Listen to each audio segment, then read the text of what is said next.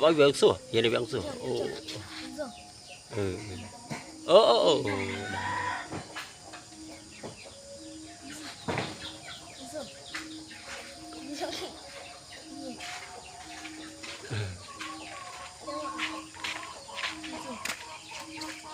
bằng xưa mà can nó tập mà há hoặc lắm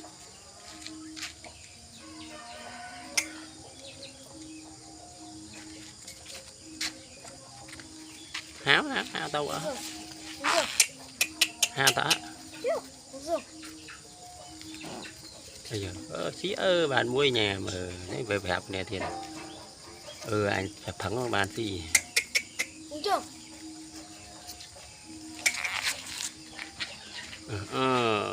rồi khởi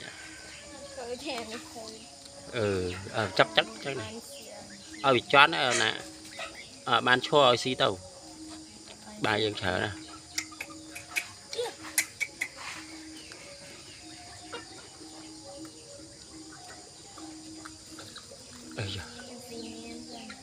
không ai chú xí chú không ai chú phí cho hợp hành nè rồi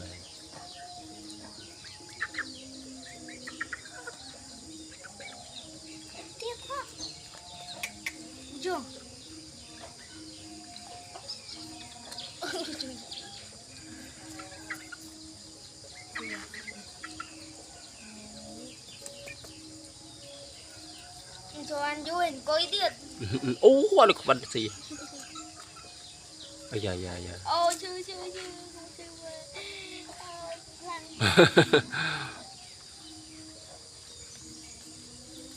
nó xí nó phẳng nó xí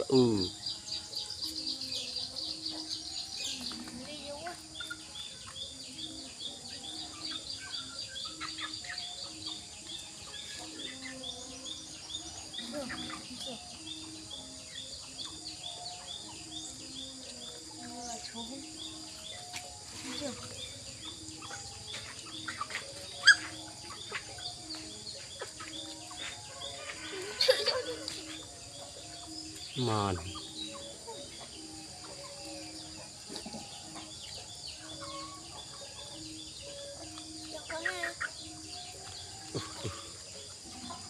lang chua mà lang chua